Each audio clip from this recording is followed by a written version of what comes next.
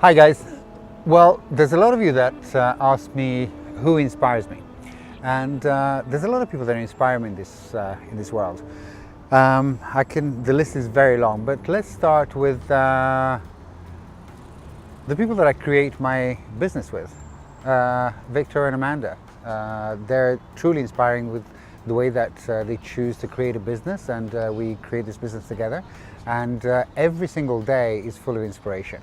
So but that is kind of obvious. So if we go further than that, well, not that much further, because my son is quite inspiring too. He's got this tool that I use quite a lot, and it's an interesting point of view. And he's very often in that, even though he doesn't know it, but he's very often, it's like, there's a big drama going on or whatever, and he's like, whatever, and that's pretty cool.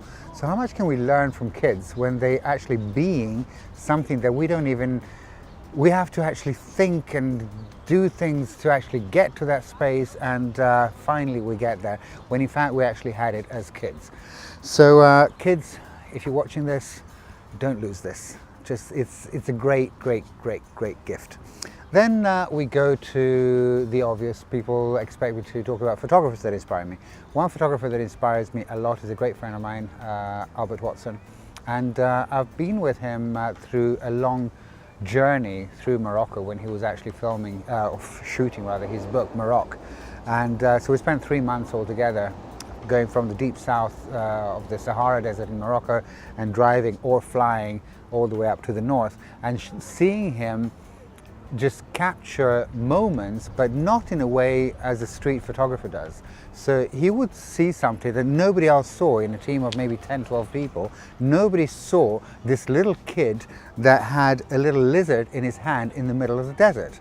And all of a sudden, after just a few minutes, there's a whole team of assistants and people that are actually reading his mind, because he didn't really give that many instructions. They knew already what he wanted to do. So they set up lights, and he's there adjusting things, and everything happens in just a matter of minutes. And he sets up a studio basically with a background and everything in the middle of the desert with this gorgeous kid with this beautiful lizard in his hands. And he's very particular to details. So somebody like that is truly inspiring as a photographer. Then we go on to other people, and one person that is one of my biggest inspiration in life, and I really hope to meet him one day, is Richard Branson. Richard Branson is a man that started in a very unusual way according to this world, and he started with a little record shop, and from a record shop now he has, well, what doesn't he have? He even has spaceships, and it's not the spaceship thing, it's just how he creates his business. And his way of creating business, and I read quite a lot of his articles, and you should read them too, because it's truly inspiring. There was this article where he was telling his story, basically, that if he had listened to the bank manager or his accountants about starting an airline, competing with British Airways, everybody would have said no. And he didn't really have the finances to actually do that at that point. And he did it, and he created Virgin. And Virgin is massive now, and they are a massive competition to British Airways and a lot of other airlines as well.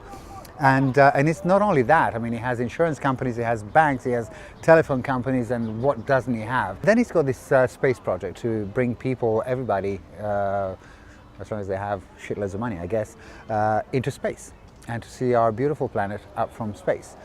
What does that have to do with inspiration? Well, it's his way of creating his life, creating what he really wants to create without buying into all the lies that things are impossible, things are difficult, things are hard, and all of that. He just does it. He just does it. If he's got this, call it gut feeling if you want, I call it his knowing. He knows that he can do it, and he will do it.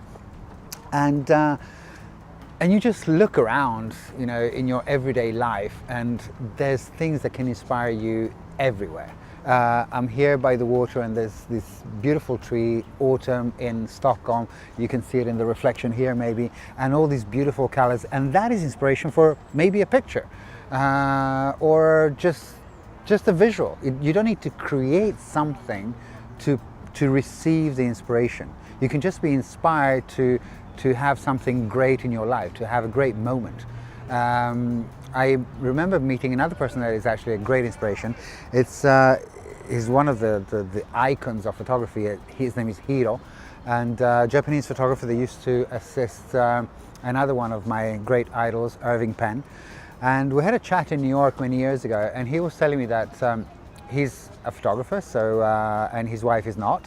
But when they go on, they normally take car trips, just along the countryside, and when they stop and there's, for instance, a beautiful sunset, he doesn't have a camera with him, his wife does, and she's taking pictures of this sunset, and he's just looking at them, just like enjoying it, contemplating, not saying anything, not doing anything, just being there, being in that sunset, in the sunset, being the sunset.